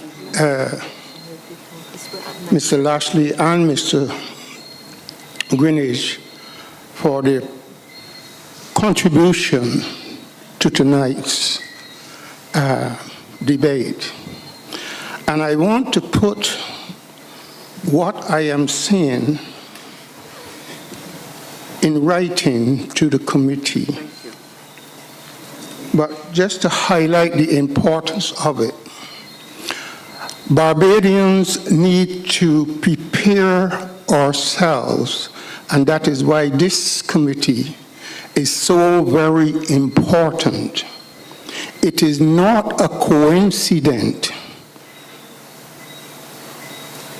that we, according to Mr. Phillips, have a one-party state. It's not a coincidence. In 4 years' time, Barbados will be commemorating its 400th anniversary of colonization. So this process that we are going through is to prepare Barbados for what is coming. And that is why Barbados is presently in the leadership of the world as far as ideas is coming and things are happening in Barbados. It is not a coincidence. And there's 2 points that Barbadians need to consider. If you are going to retain the parliamentary system of parties, parties must become legal entities of Parliament, which at present they are not. And I make that point because at this moment, the government is in court for denying persons from casting their vote. The parliamentary system that we have inherited from 1966 was classist and discriminatory. What needs to change? And as Mr. Greenwich said, people see parliamentarians or remember parliamentarians for the last favor they did. Yesterday I was introducing to my group at the beach what I am going to present to you is mandatory voting. You see, parliamentarians, or we as Barbadians came up with parliamentarians or people standing for parliament buying votes. None of us can deny that. Favors, do me one favor. And discriminatory. where the illiterate person are not permitted to vote without this letting people know that they can't read or write. And therefore, they are discriminated because the acronyms on the political party is not there that a person who can read and write can put their name. Secondly, I do not understand how we have a parliamentary system that the Cabinet of Barbados agree that what was done to an individual was wrong, talking about retroactive payment. And the Cabinet passed to say, pay the person. In 2010, and in 2019, all this is in writing. We have that. We will look into it. Government is going to look into the fact that Cabinet passed a decision to pay the person. I do not understand how a parliament can do that. So therefore, I support the recommendation that there must be a Minister of Justice, or as I recommended to the last meeting, the last Reform Committee, not Reform, Constitutional Reform Committee, that there should be a Commission for Human Rights. You see, in Barbados, over the last 396 years, black people's human rights have been violated. There's no question about it. And I close on this. In 1963, the government of Barbados assisted me to go to England.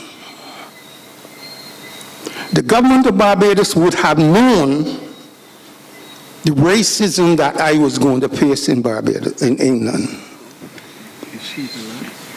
They did not inform us. And we walked straight into the lion's den. And thousands of Barbadians and other Caribbean nationals, human rights were violated. And I took when it happened to me, I took the opportunity and challenged the system. And today, my case in Britain, 46 years, and I am suing the British government in a way that we need to prepare ourselves for if we are going to receive what is due to us. I'm talking about reparatory justice or reparations. Take a note from my case that has been in the British High Court for the last 46 years that is about to come to an end, hopefully this year. I thank you very much. Thank you very much, Mr. Laria. And I think there were 3 submissions from Mr. Wickham. We'll have that, and then I think this gentleman wanted to, and we may very well have to start looking at wrapping up, I think. So. Yeah, in light of the comments that was made last week by Bobby Morris, I just wanted to make a quick comment in relation to the number of seats that we currently have, since that relates to a lot of the work I do as a psephologist, not only in Barbados, but across the region. The question of 30 seats, the magical number, and one of the issues that you have to consider as a commission is whether it should be higher or lower. And I do agree that it ought to be reflective of an odd number, which would certainly make life a lot easier. So perhaps the number can be either increased or dropped. Personally, I would prefer the number to be dropped, because I don't know that the idea of 30 is absolutely necessary. But to me, this undergirds a larger issue, which is the question of how do we determine the number of persons at the seats in Barbados. There was a time when we had a certain number of parishes, which is 11. We said we'll have 22 persons in Parliament, because you have 2 for every parish. You had double member constituencies. We have moved beyond that to a principle now where Parliament can set a number based on Parliament's choosing at any point in time. I'm uncomfortable with this, because what we have done historically for ease is whenever we have had an expansion in places like St. Philip, St. Thomas, St. James, what we have done is we have just added constituencies. So in St. Thomas, the most recent ones that we added would have been in St. Philip. So we added a constituency in St. Philip. And essentially what we have done in many instances is that we give the opposition one, we give government one, so that it appears to be equitable and fair. And this is the reason that we've been able to increase the number of seats so steadily. So on the last occasion, we created an additional seat. The Christchurch South, I believe, would have been the one that at the time was slightly inclined towards the Barbados Labour Party. And then, of course, the St. Philip seats were DLP strongholds, so that would be an additional seat for the Dems. And as a result, there's a parity. I think that we've come to a stage now where we need to be more mature, and we cannot continue expanding exponentially. I would like for us to constitutionally fix the number of seats at an odd number, and it would force us to consider mechanisms to reallocate individual seats in terms of the numbers of people to create that equity, because as it stands now, some are above, some are below. We have constituencies like Bridgetown, St. John, St. Andrew, St. Lucie that are consistently falling below because persons are not moving into those constituencies. The question is, what do we do with them? I appreciate that there is not a fertile conversation for removing constituencies like Bridgetown. My sense is that if we're going to maintain them, then we have to be in a position to consider changing the names of constituencies or amending them as time passes to reflect the geographical reality that they serve. So St. John and Northern St. Philip may very well have to become a reality if St. John continues to contract the way it is contracting. Bridgetown may very well become Greater Bridgetown, because they will have to take into consideration areas that are outside of central Bridgetown to accommodate again the reality that in order to reach the average number, you need to necessarily focus more people in that area. So I think that may be one of the ways we can deal with it. So my thing is, one, constitutionally fix the number, and secondly, have the idea of reallocating numbers within constituencies, as is done in the United States of America, where you routinely move the boundaries to accommodate population changes and flows. You have the mechanisms to do that, which have to be fair and equitable, of course, but the idea is that we would stick to a set number that is set by the Constitution of Barbados. So that would require a constitutional amendment. And my feeling is that if we went ahead and we made it now by not adding a seat, but dropping a seat, which is a lot easier to do in a situation where one party holds all the seats. If we dropped a seat now, then we could start that principle of, working towards having a continual equity as time passes. So those are my comments, ladies and gentlemen. Thank you. Hopefully I did not take up too much of your time. Thanks. Well, we will certainly thank Mr. Wickham for that, and we will have one other contribution from the floor, and then we will hear from Sir Roy. Good night to the panel. Good night, audience. My name is Chapman Rice. I'm a PhD candidate with Salisis Mona, and my thesis is critically examining how can local government, through the field of participatory development communication, can aid local development at the constituency level. Now, I paid acute attention to what the former parliamentarian said in terms of the workload. And I proposed to the panel that local government is that infrastructure and system that can facilitate and ease the burden of the parliamentarian. So the constituency councils was a good idea. However, it was manned by the wrong persons. You can't just expect someone in the neighborhood to understand what is local development.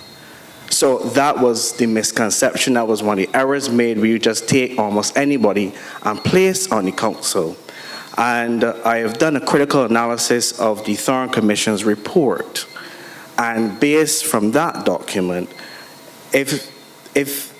so for example, their method of communicating with the public, and this was a problem within the constituency councils, there was a disparity between the ideas flowing up from the constituency level to the council, whereby their voices can be heard and plans can be developed. So I support Mr. Lashley's suggestion of community development plans, but the critical point is how. So for example, this town hall meeting in this area, look at the size of the audience. So participatory development communication is a methodology which looks at going into the community, going in the areas where they line the shops, and actually with guidance and assistance, allowing the representatives to say to the reps or the members what they want to see. And the interesting thing about it, it moves from just talking to participation. So it's not that they are actually saying we want this and then we just go away and the government conceptualizes. It's a situation where they're actually involved in the formulation and execution of the actual activity they want to see implemented. And what this will do, it will take some time because a cultural education and activity aspect. What this will do, this will move the mental framework of the residents in the area actually just coming to the MP, I want this done, versus you together as a community can come together, the government, so let me take for example, I want to road, but an activity whereby persons who actually want to see this specific activity implemented, the government just facilitates. And the community residents actively are involved in what they wanted to see, for example, birthed from a community development plan. So it will take some years, but slowly you will see persons not having this mentality of running initially to the MP, but there will be a mechanism of framework within the local government in every constituency that this is what we want to see happen, and this is how, not just vocalizing what it is we want to see, but there is active participation, and this will facilitate the public not feeling that we only have a say every 5 years. So I conclude with that recommendation. Thank you very much, and I would invite you perhaps maybe to even submit a written position on what you just contributed. Sure, no problem. Thank you very much. So I will now invite Sir Roy to share with us. Thank you very much, Chair, and good evening to all of you physically here and virtually.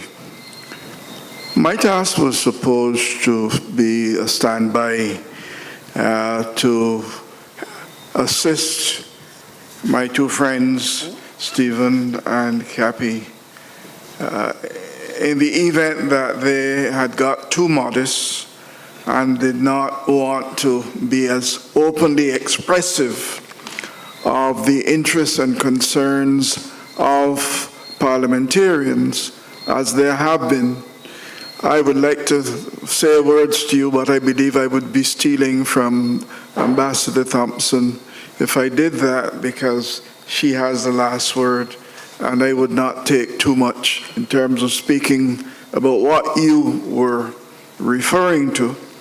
But I would wish to say to those of you who are here and those who are not here but are hearing, that part of what this committee wanted to do was to be sure that you became sufficiently stimulated in your thinking about this subject, that you realize that your task was not to come and merely to hear a presentation by one or two people, and the presentations were good presentations, thank you very much, but that you had to be sure that you understood what our task is, be able to understand who we are as a people, what we are trying to do now that we are into another phase of our development as a people, and to ask ourselves whether within this system, this commission is going to get the full benefit of your clear and unfettered opinion regarding what Parliament is, what Parliament should be, how parliamentarians should be treated, how parliamentarians should be empowered to be treated, and if you think they're too well taken care of, say so. But if you have heard what the others have said today, and you look around you, then you have to ask yourself the question, if I compare what my parliamentarians are supposed to do and what the parliamentarians do, am I satisfied with what they're doing, or do I want more from them? And if I engage them, am I treating them sufficiently equitably compared with how other similar leaders and hardworking people are treated? Well, we thought that the only way you could properly understand that is by having some idea as to the work they do, hence Cappy and Stephen's presentations, but that you should also be able to ask yourselves what it is that parliamentarians receive as terms of reference or job conditions. And we did not know if you knew, but we thought we would throw it out there for you so you would understand that parliamentarians don't receive sick leave. Benefit, you get sick leave, but you don't get the benefit, sick leave benefit. And I was a union leader, and I offered to organize them, and Dame Miller indicated that she wanted to be president of the group, but the others did not get organized, so I was not able to give them proper support at that time. But no sick leave, no vacation leave, and you know, we have a law that says that if you don't take your vacation when it is due, then you're in violation of the laws of Barbados. So parliamentarians still must understand that I am able, as a retired person, to give them that representation. When they retire, the feeling is that they get national insurance pension, and they also get a pension that they don't contribute to. But in fact, their pension is a contributory pension. A lot has been raised and asked about whether it should be at 50 or more than 50. And you have to recognize and to answer the question yourself, because our task is not to tell you. Our task is to ask you to think about it and to give us your honest-to-goodness answers. When a parliamentarian does 15 years, and he has worked as a parliamentarian for those 15 years, are those 15 years, in your view, not years that are stressful to the extent that you have to see them somewhat differently from somebody who works for an employer, but where the employer has the responsibility of the office? They are responsible for doing it right first time, and if they get it wrong, then they pay the full penalty with the vote, or they should. That is the way it works.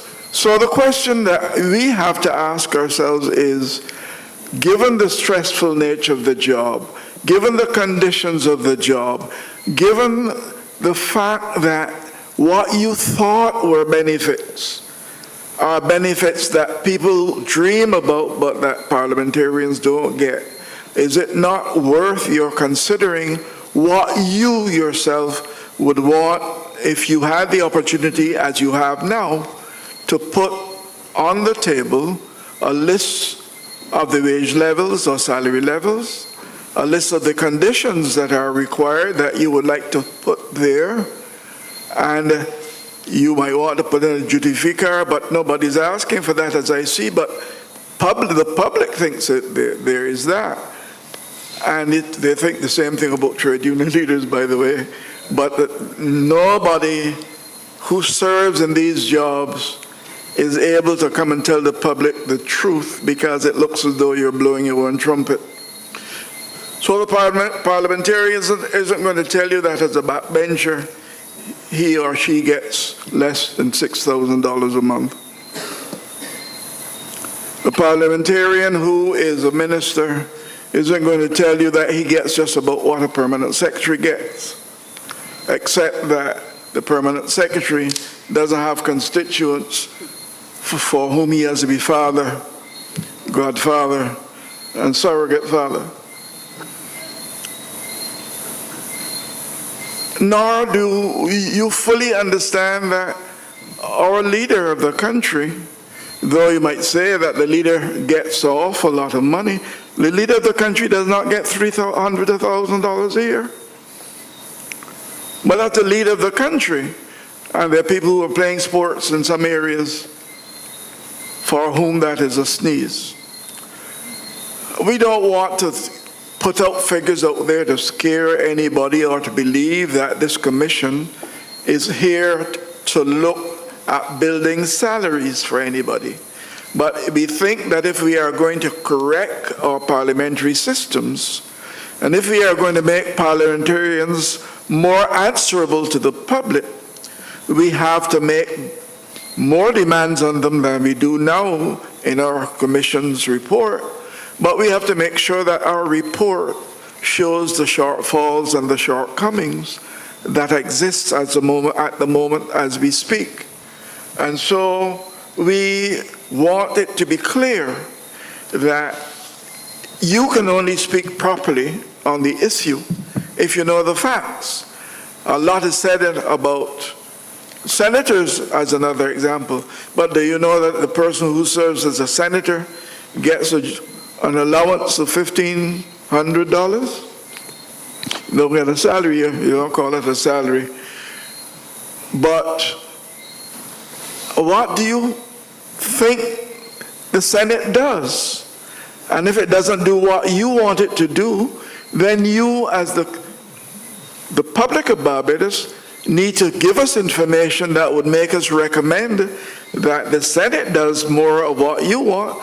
But by the same token, you have to empower that Senate as you have to empower that Parliament, and $1,500 doesn't cut it. Then you have to think of many other things that we as citizens of Barbados need our country to have done. And you have to ask who it is that you want to do it. And if the parliamentarians are the people you know should do it, we want your views, we want them clear, and we want them in such a way that there is no possibility for misunderstanding where we are or where we need to go.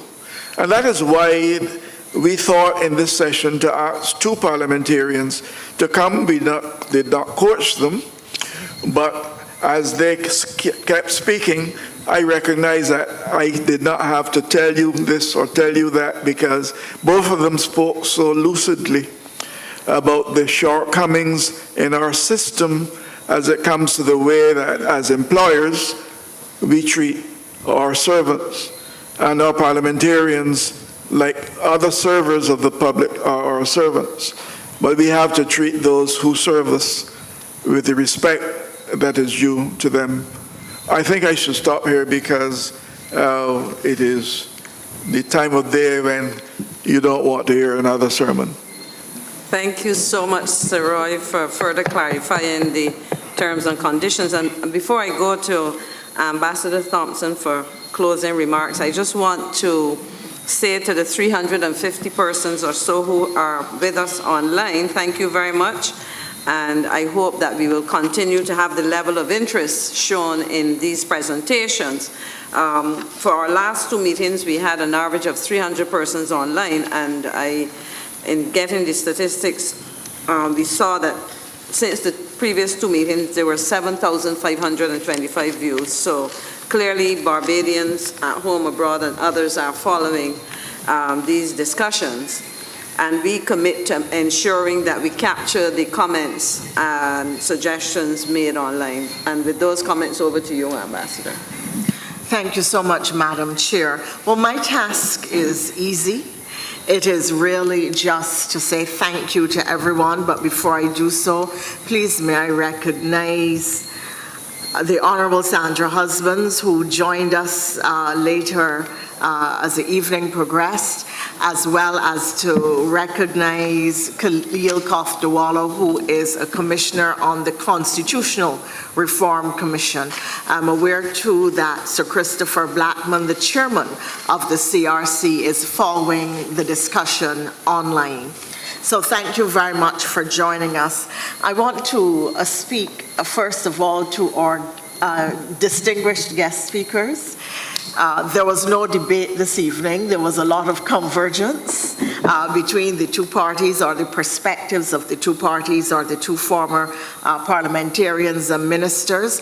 And we deliberately chose politicians who are not active and were not on the executives or sitting in Parliament at this time, because we wanted to choose people whom we felt had some distance from the political fray, but would equally be recognized as having been associated with the two major political parties. So thank you both for so readily accepting our invitation and for making what I think were very, I will adopt the word lucid presentations, which really I think took the public some distance in helping to understand the myriad roles, and that was the word used by Mr. Lashley, the myriad roles performed by members of Parliament.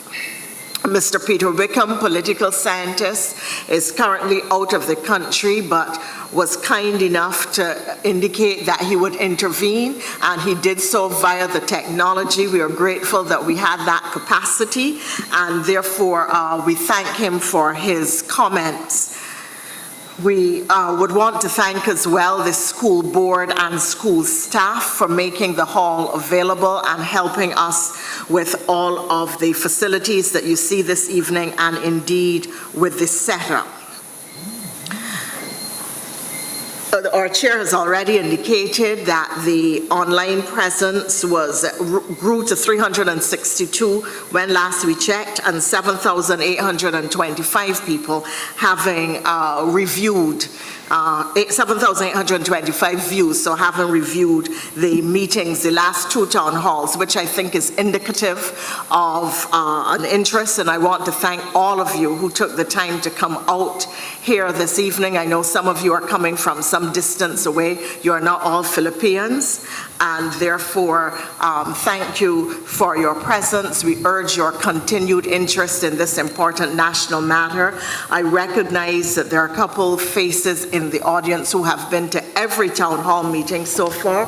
Our next one is at Alexandra's.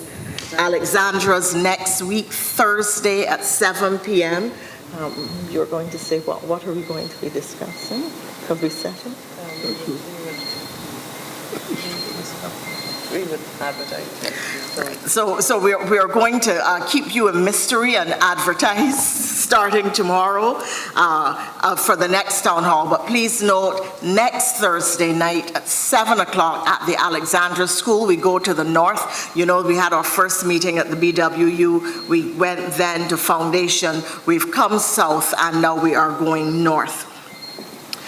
I want to thank in particular the Clerk of Parliament and his staff. The Clerk of Parliament is the secretary to the Commission. He gives us excellent support, as does his staff. And there are several members of them here tonight at the back of the room and outside to continue supporting the work of the Commission. We could not do it without them. Every challenge we encounter, they support us, and in fact, they facilitate every request that we have made. You are seeing these presentations, but really we are meeting as well every Monday, and we are engaging with entities like the Electoral and Boundaries Commission and other presenters from the university and so on, and all of that is facilitated by the clerk and his team. That brings me to the end of our formal vote of thanks, and just to wish you a safe drive home and God's blessings as you journey onward. Thank you very much.